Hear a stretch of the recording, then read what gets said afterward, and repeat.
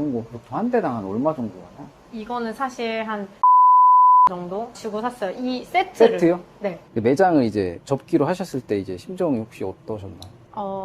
그냥 제가 싫었어요. 회사 다닐 때보다 돈을 못 벌면서 이 고생을 내 발로 들어왔다는 게 너무 싫었어요, 스스로가. 안녕하세요, 자영업 달입니다. 저는 오늘 인천 부평구에 나와 있는데요. 오늘은 자영업 유튜브로 찾아서 4탄 현재 세탁소를 운영하시는 똑소리님을 만나러 왔습니다. 지금 현재 4년째 세탁소를 운영 중이시라고 하는데요. 들어가서 세탁소에 궁금한 여러 가지 것들 물어보고 한번 인터뷰를 나눠보는 시간을 갖도록 하겠습니다. 그럼 따라오시죠. 사장님 안녕하세요. 안녕하세요. 네, 자영업 달입니다. 먼저 간단하게 자기소개 한번 부탁드릴게요. 안녕하세요. 저는 인천에서 3살 아이를 키우면서 세탁소 운영하고 있는 김솔지라고 합니다. 혹시 세탁소 운영하신 지는 몇 년 정도 되셨나요? 저 4년 정도 됐어요. 세탁소 하시기 전에는 혹시 어떤 일을 하셨나요? 저는 원래 영화관에서 근무해서 영화관 관리하고 아르바이트 관리하고 뭐 매점 관리하고 운영했던 회사를 다녔어요. 그럼 직장을 그만두고 세탁소를 차리신 건가요? 네. 혹시 직장을 그만두신 이유가 있을까요? 원래 이제 영화관이 3교대로 근무를 해야 되다 보니까 사실 건강에도 좋지 않았고 항상 회사를 다니면서 나는 언젠가 여기서 잘릴 거다라는 불안함이 항상 있었거든요. 그래서 그냥 입사할 때부터 퇴사해야지 하면서 살았던 것 같아요. 혹시 직장 다니실 때 남편분이 반대하셨다고 하는데 맞나요? 네. 남편도 21살 때부터 자영업을 계속 했던 사람이고, 이제 제가 퇴사할 쯤에는 원래 이제 프랜차이즈 갈비집을 운영하고 있어서 네 성격에 정말 힘들 거다. 하지 마라. 계속 말렸는데 그때는 들리지가 않았어요, 그 말이. 그냥 나 할 수 있는데? 나 할 건데 왜 말려? 약간 이렇게 제가 이겨가지고 분하게 됐어요. 근데 이제 자영업 종류가 많잖아요. 근데 왜 세탁소를 선택하신 이유가 있었을까요? 이제 저는 회사를 다니면서 언젠간 난 잘릴 거다라는 그런 불안함을 항상 안고 살았는데, 그래서 자영업을 선택할 때도 나 할머니 돼서까지 할 만한 자영업을 선택해야 된다. 보통 프랜차이즈 세탁소의 나이대가 점주님들이 보통 5, 60대거든요. 그래서 할머니 될 때까지 나는 아무 일 없이 큰 돈은 벌지 않아도 굶진 않겠다라는 생각으로 세탁소를 처음에 선택했어요. 근데 이제 처음에 하실 때 네. 한 개를 차린 게 아니라 이제 2개를 한꺼번에 오픈하셨다는데 네. 그렇게 2개를 한 번에 하신 이유가 있을까요? 욕심이었죠. 오픈하는 비용이 사실 2개 하면 더 저렴해지고 하는 게 있다 보니까 그냥 사람 써서 운영하면 2배의 매출을 내가 가질 수 있겠구나 생각해서, 어차피 이제 제가 일하면서도 아르바이트생들을 관리했기 때문에 그냥 직원 써서 2개를 운영하면 되겠다라고 생각해서 약간 오토 매장을 꿈꾸고 2개를 동시에 오픈을 했어요. 그럼 2개를 동시에 운영하시면서 가장 어려웠던 점은 어떤 건가요? 이제 제가 한 매장을 운영하고 한쪽은 사람을 계속 인건비가 나가면서 썼거든요. 월세 플러스 인건비 해서 고정비가 올라가다 보니까 그냥 유지하기 자체가 어려웠어요. 유지 자체가. 매장을 접기로 하셨을 때 이제 심정이 혹시 어떠셨나요? 그냥 제가 싫었어요. 큰 돈을 꿈꾸고 내가 막 억만장자가 되겠지라고 생각하고 오픈한 건 아니었지만, 이렇게 내가 회사 다닐 때보다 힘들고 회사 다닐 때보다 돈을 못 벌면서 이 고생을 내 발로 들어왔다는 게 너무 싫었어요, 스스로가. 그래서 진짜 오픈하고 신났던 마음이 한 2주 정도 신나 있었고, 이제 그때부터 약간 이 현실이 느껴지면서 그때부터 이제 저를 매우 쳤죠, 스스로. 2년 동안 그걸 폐점하기 전까지. 지금 매장은 이제 하나 폐점하고 지금 4년째 운영을 하고 계신 거죠? 네. 이번에 같은 건물 안쪽으로 가게를 이전하신다고 하셨는데 그 이유가 있을까요? 지금 있는 자리가 대로변에 있어서 자리가 좋긴 한데 월세 비중이 너무 높고 해서 좀 저렴한 월세 고정비를 좀 줄이기 위해서 매장을 이전하기로 결정했어요. 그럼 지금 월세보다 많이 내려가는 건가요? 40% 정도 많이 깎아서 내려갑니다. 그 정도면 정말 옮길만 하네요.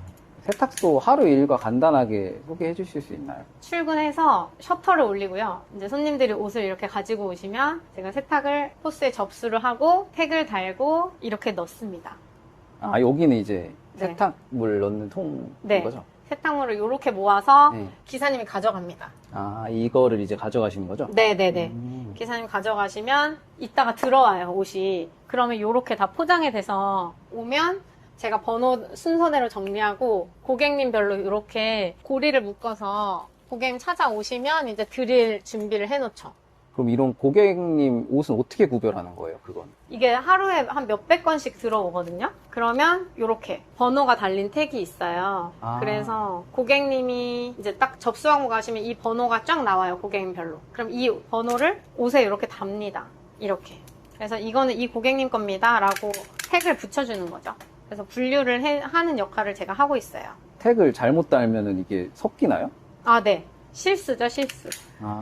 실수하면 이제 CCTV 보면서 뭔가 이 손님 이거 안 맡긴 것 같은데 이제는 이제 고객님 옷도 거의 다 알아요. 한 4년 되면 이거 이 손님 옷 아닌데 이 사람 건데 해서 보면 잘못 붙였다거나 그러면 이제 제가 다시 바꿔가지고 손님한테 나갈 때 다시 맞춰서 드리죠. 세탁소에서도 배달을 하나요?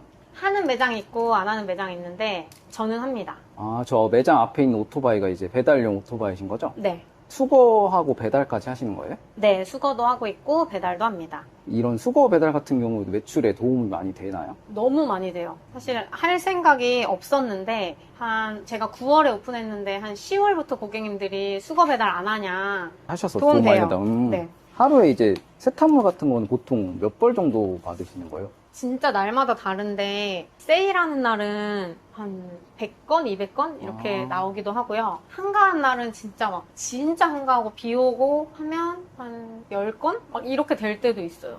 진짜 편차가 심해요, 세탁. 날씨 영향도 되게 많이 받고. 이 세탁소도 막 성수기, 비수기 같은 게 있나요? 완전요.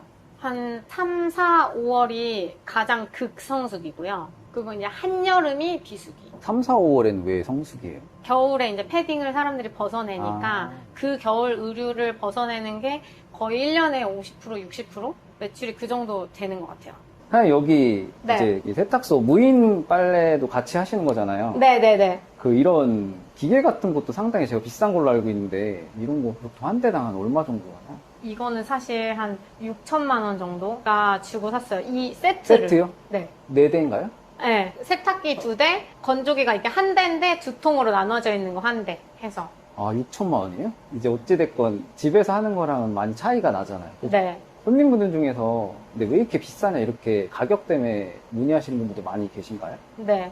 그러니까 이게 진짜 제가 못 올리거든요, 가격을. 그러니까 다른 빨래방보다 사실 싸긴 싼데 왜냐면 할머님들은 오시면은 집에서 할 수 있는데 왜 이걸 내가 12,000원이나 주고 해야 돼? 막 이렇게 말씀하시는 분들도 계시고 근데 관리비, 월세, 물세, 가스비까지 하면 사실 저는 지금 여기서 더 올려야 되는 게 맞는데 맨날 그렇게 말씀하시니까 사실 쉽게 올리기가 어려워요. 기계 감가상각비 이런 것도 네. 들어가는데 요금이 비싼 게 아니네요. 사장님, 이 세탁소 같은 경우에 한 번에 이제 많이 접수하시는 분들도 간혹 계신가요? 자주 있습니다. 봄에는. 이제 아까 제가 세탁물 많이 받으신 거 봤는데 이 네. 비용이 한 얼마짜리예요, 이런 거는? 이 정도 길이가 지금 이제 코트 패딩이 많아서 33만 800원 나왔어요. 한 번에 접수하시는 게 33만 800원이에요? 네. 어마어마한 양이네요, 이거 진짜. 진짜 어마어마한 적이 한 번 있었는데 어떤 아파트에서 물이 샌 거예요. 그래서 옷방에 물이 새서 그 옷방에 있는 옷 전체를 제가 갖고 와서 세탁을 한 적이 있거든요. 그게 180만 원어치였나? 와, 이제 세탁소 하시면서 가장 힘든 작업 같은 건 어떤 게 있을까요? 가장 힘든 작업이요. 옷에 문제가 생겼을 때 클레임을 처리하는 거. 그런 경우도 있나요, 많이? 그러니까 자주 있진 않은데 간혹 이제 옷에 문제가 생기거든요. 이제 왜냐하면 옷도 소모품이라서 그냥 핸드폰이 시간이 지나면 점점 망가지는 것처럼 옷도 약간 뭐가 까질 수 있고 지퍼가 좀 떨어질 수 있고 한 부분인데 딱 세탁소에 맡긴 기점으로 그게 망가졌을 때 너네 때문이야 하면서 이제 클레임이 시작되면 이제 그게 가장 힘들어요. 그런 경우에는 그럼 어떻게 처리하신 거예요? 이게 소비자 보호법에 따라서 사실 법적으로 다 정해져 있어요. 소비자원에서 하는 심의를 거쳐서 그 판명된 결과에 따라서 세탁소는 보상을 해드리는데 이제 저는 세탁소와 고객 사이에 있는 중개인 입장이거든요. 제가 세탁을 한 건 아니니까 이제 이 의견들을 전달을 하고 주고받는 과정을 다 저를 통해서 진행이 되다 보니 클레임 처리하는 게 그래서 가장 힘들어요. 사장님, 이 세탁물 중에서 들어오면은 네. 가장 반가운 품목이 뭐 있나요? 있어요. 명품. 아, 왜 명품이? 명품은 저희 본사에서 따로 수제 세탁이 들어가거든요. 그래서 이제 원래는 그냥 기본 드라이는 이렇게 모아서 가는데 명품은 옷걸이에 따로 걸어서 본사에서 따로 관리를 해요. 그래서 개별 세탁을 하다 보니까 비용도 사실 더 크고요. 택 작업은 어차피 얘 하는 거랑 똑같기 때문에 돈을 버는 입장에서는 명품이 너무 반갑습니다. 그럼 반대로 이건 돈은 좀 덜 되는데 좀 안 반가운 상품 같은 것도 있나요? 없어요. 조금 귀찮다 싶은 거는 신발이에요. 왜냐면 사실은 신발은 진짜 더러워야 세탁을 하시거든요. 그리고 신발은 원래 세탁하는 품목이 아니어서 이제 항상 틀어지고 변형될 수 있다고 동의를 받고 진행하는데 변형도 좀 있기 때문에 사전에 사진을 다 찍어놔요. 아, 사진을 전수. 옷은 이제 저희가 건품했을 때 문제가 있으면 이제 뭐 이런 부분이 뭐 희끗하다, 막 이런 경우 뭐 단추가 없다 하면 찍어 놓는 건데 신발은 그냥 문제가 없어도 무조건 다 찍어 놓는 게 가이드예요. 그래서 그런 게 좀 귀찮고 번거롭다? 그럼 이거는 집에서 절대 세탁하면 안 된다 하는 품목 같은 것도 있나요? 대표적으로는 캐시미어. 요즘에는 물로 하는 세제들도 나와서 뭐 하긴 하는데 그렇게 하시다가 망쳐서 오시는 경우가 많으셔서 캐시미어 니트는 꼭 맡기셔라 얘기하고 싶고, 모피도 물 세탁이 불가능한 품목이 많기 때문에 모피 그리고 스웨이드 재질로 된 거는 그냥 맡기셔서 마음 편히 세탁하셔라 라고 하고 싶어요. 이 사장님, 이게 세탁소 하시면서 이 손님들이 세탁소 일을 좀 쉽게 보거나 좀 낮게 보는 경우도 있나요? 네, 너무 초반에 저는 그것 때문에 너무 힘들었어요.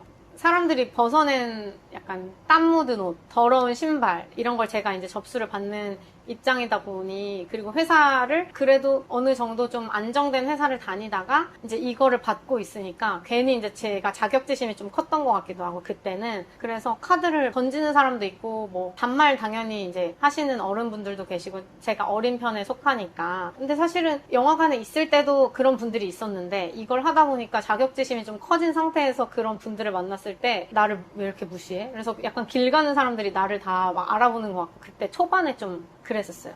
근데 지금 이제 좀 한 4년 정도 됐고 손님들이랑도 많이 하면서 아 그게 그런 마음이 아니었구나라는 걸 많이 깨달은 이후에는 좀 이제 그렇게 낮게 봐도 좀 그냥 아 저 사람은 어딜 가도 뭐 호텔에 어떤 서비스를 받으러 가도 저럴 사람이다 라는 생각이 들어서 그냥 별로 신경을 이제는 안 쓰고 있습니다. 그리고 지금 세탁소 말고 다른 부업도 하고 계시다는데 어떤 거 하고 계신 건가요? 제가 캡컷이라는 어플을 가르치는 일을 하고 있어요. 그래서 이제 자영업자분들 대상으로 다들 1인 채널의 시대잖아요. 특히 자영업자들이 그 채널이 필요하다는 걸 저도 되게 많이 느꼈고, 그래서 저도 제 거를 열심히 어필하려고 영상을 만들다 보니 그냥 이제 저는 젊으니까 사실 그냥 이것저것 두드려서 그냥 쉽게 만들었는데 다른 분들은 이게 너무 어려워서 저한테 이제 문의가 오는 거예요. 이거 좀 알려달라.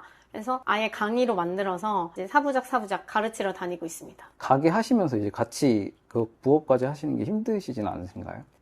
근데 재밌어요. 왜냐면 이 일이 주업이라고 생각하면 그 외의 일을 다른 데 또 시간을 쏟는 게 너무 뿌듯한 거예요, 한편으로는. 그래서 그냥 되게 재밌게 하고 있습니다. 초반에는 좀 힘드셨다고 했는데 어찌됐건 그래도 지금까지 세탁소를 이제 4년 동안 계속 운영하시는 이유가 있을까요? 제가 회사를 다닐 때보다, 그러니까 회사는 그냥 제가 딱 주어진 만큼 일하고 퇴근하면 끝 하고 나는 무조건 퇴사할 거야. 약간 그런 마음으로 그냥 받은 만큼 일하자 하는 사람이긴 했거든요. 부끄럽지만. 근데 이제 제가 이거를 혼자서 운영하고 월세 내고 뭐 만약에 사람을 쓰면 비용을 주고 이렇게 제가 다 해야 되는 일을 하다 보니까, 그리고 여기서 뭔가 자영업으로 내가 살아남아야 하는 입장에서 할 때 되게 저 스스로 많이 진취적이어졌고 많이 성장했다고 느껴지고, 그러니까 옛날에는 진짜 하기 싫으면 막 아빠 막 이렇게 부탁하고 남편 불러서 막 이거 좀 해줘 이렇게 했는데 이제는 좀 내가 해야 되는 거구나, 그래서 내가 읽어야 되는 공간이구나 하는 게 되게 많이 제 스스로 4년 동안 너무 많이 바뀌었다고 생각이 들고, 근데 그 성장의 기반이 세탁소라는 생각이 들어서 일단은 놓지 못하고 계속 운영하고 있습니다.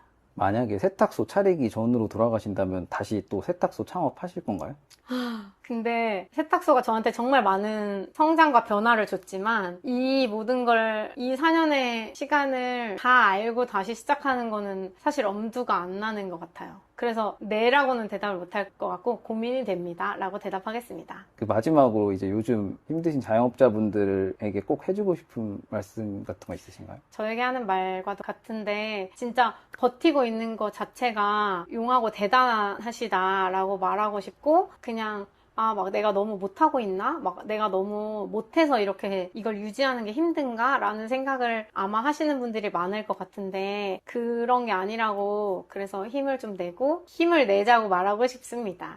제가 인천 동암역 주변에서 세탁소 운영하고 있는데 이 주변에 사시는 분들이나 이 매장을 아시는 분들은 여기로 오세요.